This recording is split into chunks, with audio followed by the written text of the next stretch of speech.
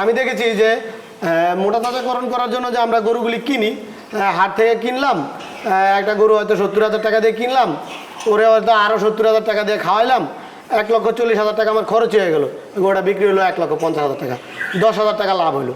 লাভের মার্জিনটা কিন্তু খুব কম, লাভের মার্জিনটা খুব কম মোটা তাজাকরণে। কারণ মোটা তাজাকরণে বাছুরও আরেকজনের, খাবারও আমি কিনে খাওয়াইলাম আরেকজন থেকে, আয় না, বা আমি উৎপাদন করে খাওয়াইলাম, কিন্তু মানে আমি খুব একটা ভ্যালু কিন্তু এটাতে অ্যাড করতে পারলাম না, মানে লাভটা বেশি করতে পারলাম না।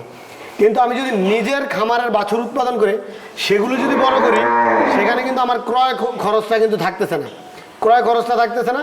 কারণ আমার ওই গাভীর দুধ খেয়েই কিন্তু আমার বাছুরটা মোটামুটি 6 মাস 8 মাস সে একটা সাইজে চলে আসে, রেডি করে বিক্রি করে তাদের খামারের নাম দেয় অ্যাগ্রো। কিন্তু আসলে এটা কিন্তু অ্যাগ্রোর কনসেপ্ট না, ওটা হচ্ছে মোটা তাজাকরণ খামারের কনসেপ্ট। অ্যাগ্রোর কনসেপ্টটা হচ্ছে যে আপনার বাছুর আপনি উৎপাদন করবেন, আপনার দুধ আপনি উৎপাদন করবেন, আপনার খাবার আপনি উৎপাদন করবেন, আপনার কমপ্লিটলি একটা সেট আপ থাকবে যেখানে পুরোটা স্বয়ংসম্পূর্ণ হবে, স্বয়ংক্রিয় হবে, এবং সেক্ষেত্রে আপনার কিন্তু লাভের মার্জিনটা বাড়ে। আর কেঁদো না বাংলার কৃষক, ফোটাও মুখে হাসি। সাপুরের কাছে এখন করছেন সাপুর ভাই, এখন যারা কমার্শিয়াল খামার করে সবাই কিন্তু ফ্রিজিয়ান গাভী করে, এবং যারা ফ্যাটেনিং খামার করে তারা কিন্তু সব বড় বড় সাইওয়াল, গির, তারপরে ওই যে হাসা, কাঙ্করাজ সহ সিব্বি, এই গরুগুলো নিয়ে কিন্তু সবাই ফ্যাটেনিংটা করে। আর আমরা কিন্তু আমাদের কুরবানিটা কিন্তু ওদের উপরে নির্ভরশীল হয়ে গিয়েছি। তো আপনার কাছে আবার জানার যে আপনি এই যে পিছনে যত সুন্দর সুন্দর লোকাল গরু সংগ্রহ করেছেন বা লোকাল গরুর খামার করেছেন, এটা কিন্তু কমার্শিয়ালি খুব ভালো নয়, মানে যেহেতু খামার যদি দুধ উৎপাদন না হয়, বা ফ্রিজিয়ান কিন্তু অনেক লাভজনক। আপনি কিছুক্ষণ আগে ফ্রিজিয়ান সম্পর্কে বললেন, তারপরেও আমরা এইটার আপনার মূল থিঙ্কিংটা জানতে চাচ্ছিলাম, আপনি কোন উদ্দেশ্যে বা কোন চিন্তা থেকে আপনি দেশি গরু নিয়ে এমন একটা রিস্ক নিয়েছেন?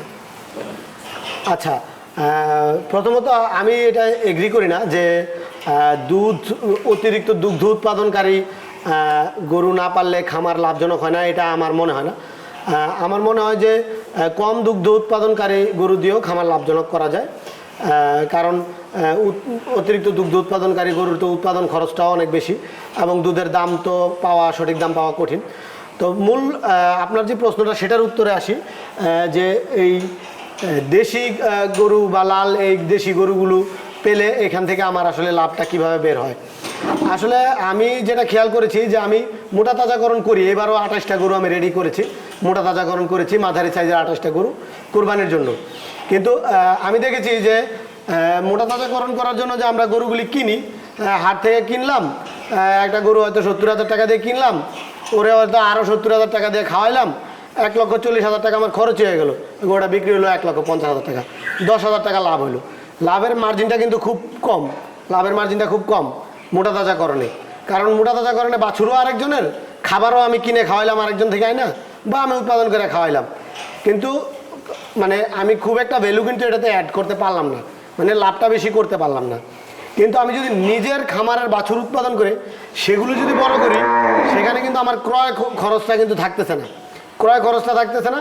কারণ আমার ওই গাভীর দুধ খেয়েই কিন্তু আমার বাছুরটা মোটামুটি 6 মাস 8 মাস সে একটা সাইজে চলে আসে, তারপরে বাকি 2টা বছর হয়তো আমি ওর পিছনে খাটি, তো আমার ক্রয় খরচটা থাকে না, কিন্তু ওই বাছুরটা থেকে আমার তখন লাভটা একটু বেশি হয়। তাছাড়া বর্তমানে আমি যেটা খেয়াল করেছি যে রিসেন্টলি যে আমাদের পুরা কুরবানিটাই আমদানিকৃত গরু অথবা গ্রাম অঞ্চল থেকে বিভিন্ন জায়গা থেকে সংগৃহীত গরুর উপরে ডিপেন্ডেন্ট হয়ে গেছে। মানে আমার মতো খামারিরা করে কি, তারা ইন্ডিয়া থেকে হয়তো বৈধভাবে বা অবৈধভাবে আমদানিকৃত গরু নিজের খামারে উঠায় মোটা তাজাকরণ করে। আমরা অন্যের উপর ডিপেন্ডেন্ট থাকি অনেক বেশি, যেই কারণে মানুষ আমাদেরকে মানে বছরের একটা সময় যখন আমরা বাছুর সংগ্রহে নামি, তখন দেখা যায় যে বাছুরের মার্কেটটা অনেক হাই হয়ে গেছে। কারণ আসলে আমরা তো বাছুর তো আমাদের নিজেদের ঘরে নাই, আমরা অন্যের বাছুর ছাড়া তো আমাদের খামার চলবে না। তখন এটা তারা বুঝে, তারা মার্কেটটা অনেক, তখন তারা সস্তায় গরু দিতে চান না, দামে গরু বিক্রি করে, তো লাভের মার্জিন আরও কমে যায়। সেক্ষেত্রে আমি ডিসাইড করেছি যে আমি আমার নিজের খামারের গরু লালন পালন করব। আপনারা দেখতে পাচ্ছেন আমি কিছু কোয়ালিটি সম্পন্ন বাছুর অলরেডি 5-7টা তৈরি করেছি। আমার খামারের বয়স 2 বছর। আমি দামুর গরু কিনে এগুলিকে আস্তে আস্তে করে গাভী বানাচ্ছি। তো 6-7টা বাছুর পেয়ে গেছি কোয়ালিটি সম্পন্ন। আমার টার্গেট হচ্ছে 2025 সালের পর থেকে আমি আর কোনো কিনা গরু বিক্রি করবো না। আমি তো বিক্রি করতে অলরেডি হাটে যাই না, আমি খামার থেকে আলাদা মতো 420 টাকা কেজি রেটে এবছর বিক্রি করেছি, গত বছর 380 রেটে বিক্রি করেছি। আমি খামার থেকে গরু বিক্রি করে দিই। আগামী বছর থেকে আমি আরও হাটে যাবো না, মানে 2025 সালের পর থেকে আমি কিনতেও হাটে যাবো না, বিক্রি করতেও হাটে যাবো না, আমি কোথাও যাবো না, এখানেই গরুর বাছুর উৎপাদন করব, এখানেই বিক্রি করব, আমার কোথাও যাওয়া লাগবে না। আমি স্বাবলম্বী এবং স্বয়ংসম্পূর্ণ হব। মানে একটা অ্যাগ্রোর যে আইডিয়াটা, যে অ্যাগ্রো, এখন কিছু লোক আছে যারা খামারে কিনা গরু, রেডি গরু বা হাট থেকে সংগ্রহ করা গরু রেডি করে বিক্রি করে, তাদের খামারের নাম দেয় অ্যাগ্রো। কিন্তু আসলে এটা কিন্তু অ্যাগ্রোর কনসেপ্ট না, ওটা হচ্ছে মোটা তাজাকরণ খামারের কনসেপ্ট। অ্যাগ্রোর কনসেপ্টটা হচ্ছে যে আপনার বাছুর আপনি উৎপাদন করবেন, আপনার দুধ আপনি উৎপাদন করবেন, আপনার খাবার আপনি উৎপাদন করবেন, আপনার কমপ্লিটলি একটা সেট আপ থাকবে যেখানে পুরোটা স্বয়ংসম্পূর্ণ হবে, স্বয়ংক্রিয় হবে, এবং সেক্ষেত্রে আপনার কিন্তু লাভের মার্জিনটা বাড়ে। আপনি কিনা খাদ্য খাওয়া তো বেশি লাভ করতে পারবেন না, নিজে খাদ্য উৎপাদন করতে হবে। যেমন আমরা আমাদের ভুট্টাটা নিজে উৎপাদন করি, বা আমাদের ধান, কুড়া, খ্যার সব আমরা নিজে উৎপাদন করি, আমরা আমাদের বাছুর নিজে উৎপাদন করি। সেক্ষেত্রে আমাদের লাভের মার্জিনটা একটু বাড়বে, এবং সেক্ষেত্রে আমরা গ্রাহকদেরকে একটু সস্তায় গরু দিতে পারবো। এবং আমরা যদি গ্রাহকদেরকে সস্তায় গরু দিতে পারি, তখন আমরা সত্যিকারের এই দেশের ক্যাটেল সেক্টরে এবং আমিষের চাহিদায় অবদান রাখতে পারবো। আমি 700 টাকা কেজি মাংস বিক্রি হচ্ছে, আমি 750 টাকা কেজি মাংস বিক্রি করে এটা দাবি করতে পারবো না যে আমি ক্যাটেল সেক্টরে কোনো অবদান রেখেছি, বরং আমি ক্যাটেল সেক্টরে একটু বাজার নষ্ট করেছি। আর আমি যদি 699 টাকা বিক্রি করতে পারি, তাহলে আমি ক্যাটেল সেক্টরে 1 টাকা অবদান রেখেছি। সেই কনসেপ্ট থেকে আমার এই খামারটা করা। এটা ঠিকানাটা আবার আমি একটু বলি, আপনার যে কোনো উপায়ে আমাদের ঢাকা জেলার কেরানীগঞ্জ উপজেলার রোহিতপুর থেকে 4 কিলোমিটার এগিয়ে আসলেই Tulsikhali bridge, just Tulsikhali bridge থেকে নেমে টোল প্লাজা পার হয়ে ডান দিকে 100 গজের ভিতরে বাঘে সিদ্ধাক অ্যাগ্রো। আপনারা তুলসীখালী ব্রিজ পার হয়ে যে কোনো মানুষের কাছে বাঘে সিদ্ধাক অ্যাগ্রোর নাম বললেই আপনারা চলে আসতে পারবেন।